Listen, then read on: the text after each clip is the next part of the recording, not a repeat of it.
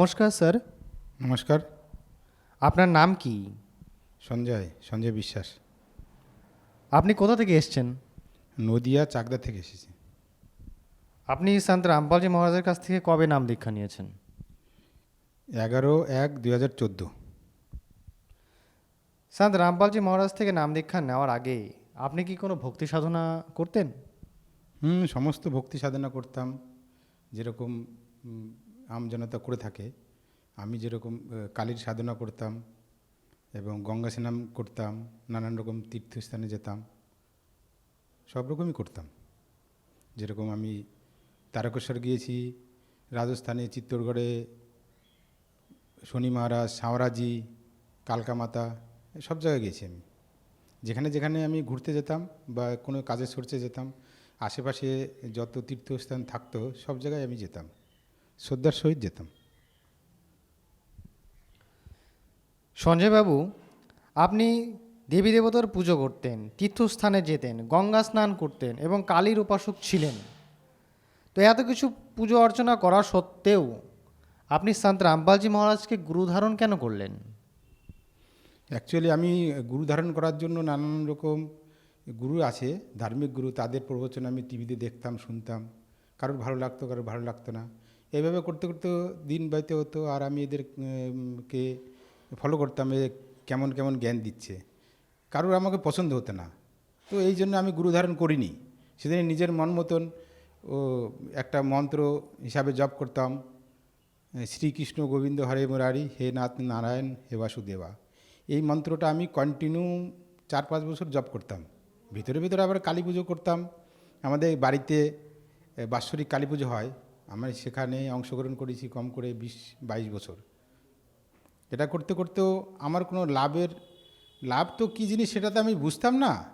কিন্তু আমি এইসব করতে করতেও আমি শারীরিক একটা রোগে গ্রস্ত হয়ে গেলাম। সেটা খুবই মানে দুঃখদায়ক।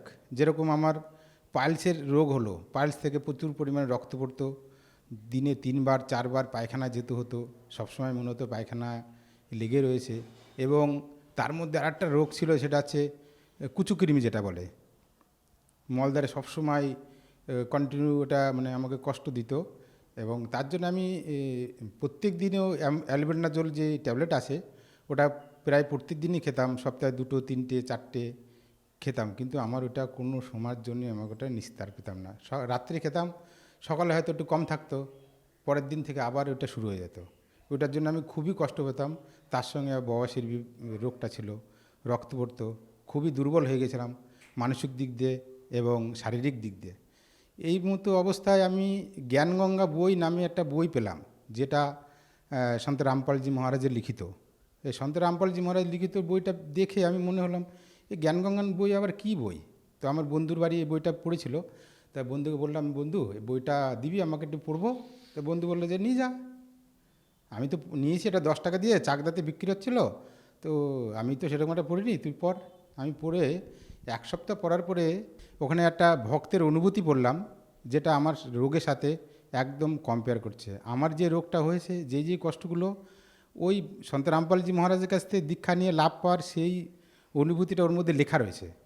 সেই লেখাটা পড়ে আমার মনের মধ্যে একটা বিশ্বাস তৈরি হলো, তাহলে ওনার যদি এই লাভ হতে পারে ভক্তিতে, আর উনি বলছেন আমি নিঃশুল্কে নাম দীক্ষা নিয়েছি, তাহলে মনে মনে ভাবনা হলো, তাহলে নিঃশুল্ক নাম দীক্ষা আবার এত বড় লাভ, তাহলে আমি মনে করলাম তাহলে আমারও হয়তো হবে, তাহলে যাই একবার গিয়ে দেখি।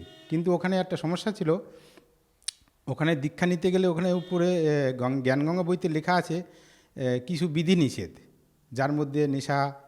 সেটা আমার নেশাটার জন্য আমি মানে খুবই চিন্তিত ছিলাম। তবুও সন্ত রামপালজি মহারাজকে তো আমি চিনি না, কিন্তু ওই ফটোতে দেখেই আমি মনে মনে প্রার্থনা করলাম, গুরুজি আমার এই নেশাটা আপনি ছাড়িয়ে দিন, আমি দীক্ষা নিতে চাই।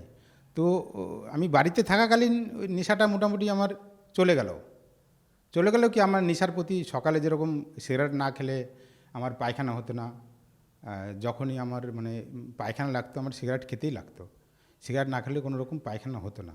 সেই কারণের জন্য আমি নেশাটা ছাড়তে রাজি ছিলাম না। তবু মালিক সন্ত রামপালজি মহারাজকে মনে মনে প্রার্থনা করে আমি ওই সিগারেট খাওয়াটা বন্ধ দিলাম।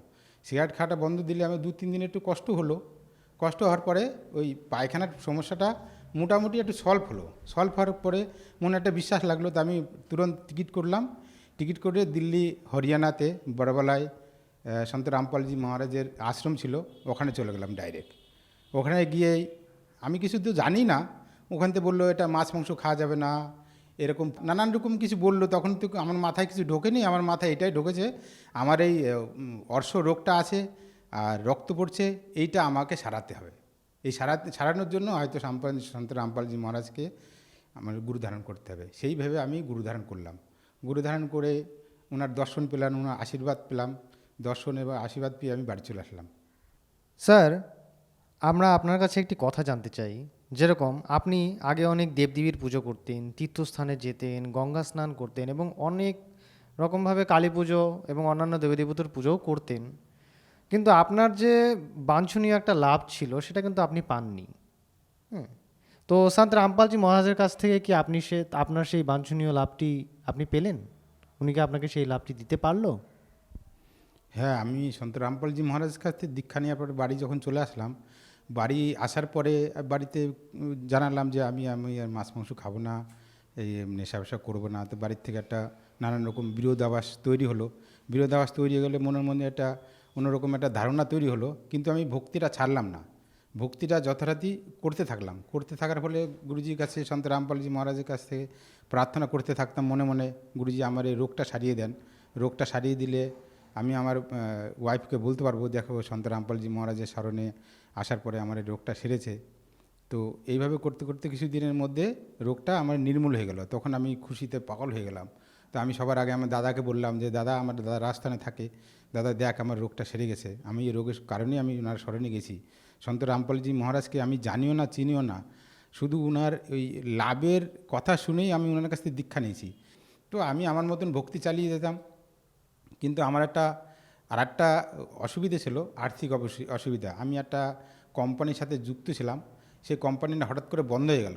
বন্ধ হয়ে যাওয়ার পরে আমার আর্থিক স্থিতি একটু ব্যাকগ্রাউন্ডে যাওয়া শুরু করলো। তখন আমি গুরুজিকে প্রার্থনা করলাম, গুরুজি আমার এই পরিস্থিতিতে যদি আমার এই অসুবিধাগুলো সম্মুখীন হয়, তাহলে আমার বাড়িতে খুব বিরোধ করবে। মালিক আমাকে দয়া করো, আমার এই অসুবিধা যেন সামনে না আসে। তো ধীরে ধীরে না জানি গুরুজির কী কৃপা, কীভাবে গুরুজির যে আমাদের গ্রামে যত দিনাদায়ক ছিল অটোমেটিক সেগুলো ধীরে ধীরে ধীরে ধীরে আমার পকেটে পয়সা আসতে থাকলো। ডাক্তারি আমি করতাম, আমি একটা ডাক্তার, কোয়াক ডাক্তার, ডাক্তারি করতাম। ডাক্তারিতে মোটামুটি এরকম পয়সা আসতো যেটা আমি ওই দিনাদায়কগুলো দিতে পারবো না। কিন্তু সন্ত রামপালজি মহারাজের কৃপা কীভাবে কী হতো আমি তো বুঝতে পারতাম না। কিন্তু আমার যখন আমার পয়সা দেওয়ার টাইম আসতো, পিরিয়ড আসতো, তখন ঠিক আমার পকেটে বা ব্যাগে পয়সা এসে যেত। আর সেখান থেকে নিয়ে নিয়ে আমি গ্রামের যত দিনাদায়ক ছিল সেগুলো মিটে গেল এবং আমার আর্থিক স্থিতি যেমন ছিল তেমনই থাকলো, কোনো মাইনাস হয়নি। তার থেকে আমি আমার বাড়িতে বললাম, দেখো আমার তো এতগুলো ছিল, তুমি তো সবই জানো, তো এইগুলো দেখো কতগুলো ঠিক হয়ে গেল, তুমিও দীক্ষা নিয়ে নাও। এরকম কিছু দিন বলার পরে তো সন্ত রামপালজি মহারাজ এমনই কৃপা করলেন, আমার স্ত্রীর একটা ভূত প্রেত বাধা ছিল। তো আমার স্ত্রী দীক্ষা নিতে চায়নি, তো মোটামুটি একটা মানসিক চাপেই হোক, যেভাবে হোক দীক্ষাটা নিলেন। দীক্ষাটা নিয়ে মন্ত্র জপ করতে পারতেন না, তো গুরুজি ওনাকে দর্শন দিয়ে বললেন যে তুমি মন্ত্র জপ করো, দেখো তোমার সমস্ত রোগ সেরে যাবে। তো আমার স্ত্রীর ভূত প্রেতের বাধা ছিল, তার জন্য খুবই অশান্তি করতো বাড়িতে, পারিবারিক অশান্তি, বিনা কারণে অশান্তি করতো। তো আমি সমস্ত কিছু দেখে আমি আমার ভগৎমতীকে বললাম যে তুমি দীক্ষাটা দৃঢ়ভাবে করো, দেখো গুরুজি দয়া করবেন। সে গুরুজি দয়া করতে করতে ধীরে ধীরে ধীরে ধীরে আমার পারিবারিক অশান্তি, ভূত প্রেতের বাধা উনি যেটা বলতেন সেটা এখন আর নেই, এখন পুরোপুরি শান্তিতে আছি। একটা বড় রোগ হয়েছিল আমার, কিছুদিন যত পেটে খুবই ব্যথা হতো।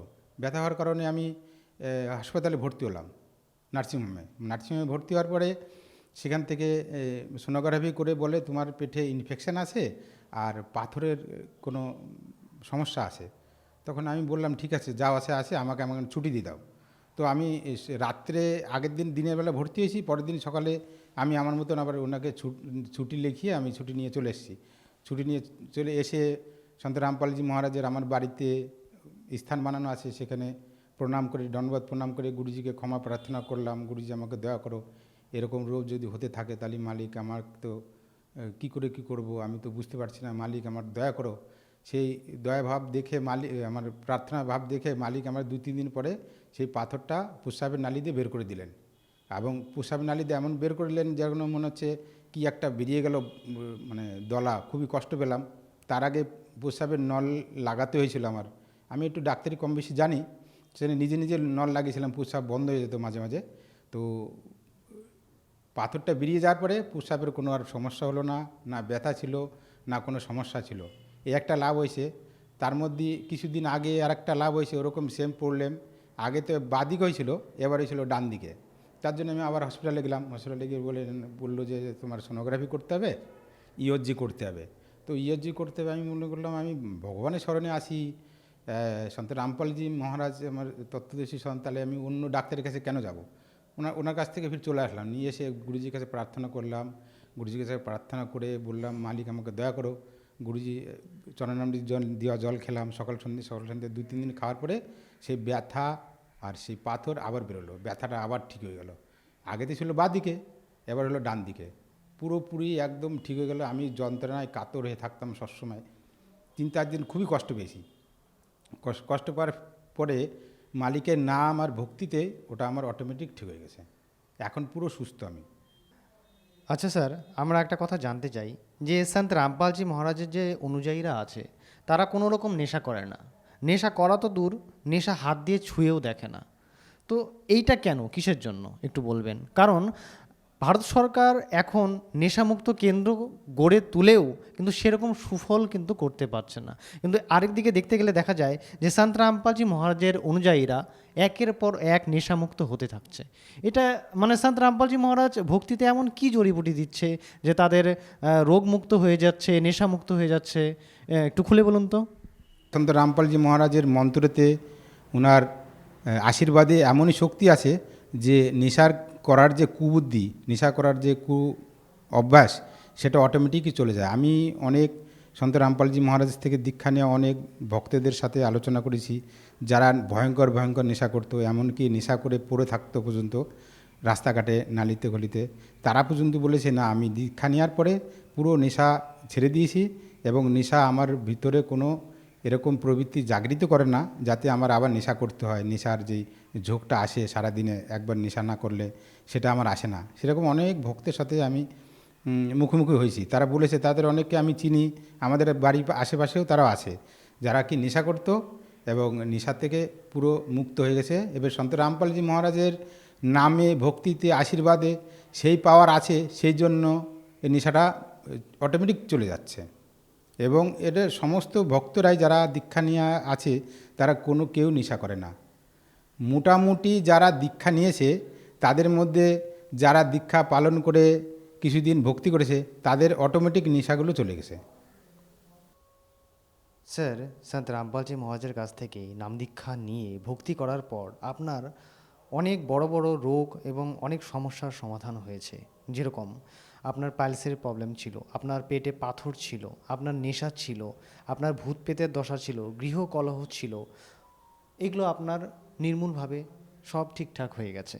তো আপনারই মতো যারা দুঃখী ব্যক্তি আমাদের চ্যানেলের মাধ্যমে আপনাকে আজকে দেখছে, তাদের আপনি কি বার্তা দিতে চান? বার্তা একটাই দিতে চাই যে আজকে তো নানান ধরনের সদ্গুরু নিজের মন মতন করে সাধনা দিচ্ছেন।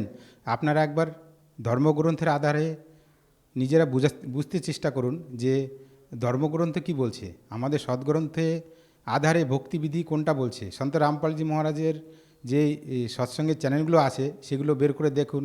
সন্ত রামপালজি মহারাজ নাম করে ইউটিউব চ্যানেল আছে, ফেসবুক চ্যানেল আছে, সেগুলো বের করে খুলুন, ওখানে দেখতে পারবেন আমাদের সন্ত রামপালজি মহারাজ সমস্ত সদ্গ্রন্থের আধারে বক্তৃতা দেন। সেই বক্তৃতা শুনে আপনি নিজে বুঝতে পারবেন যে আপনার কোনটা করা উচিত, কোনটা করা অনুচিত। স্যার, আমাদের চ্যানেলকে সময় দেওয়ার জন্য অনেক অনেক ধন্যবাদ। নমস্কার।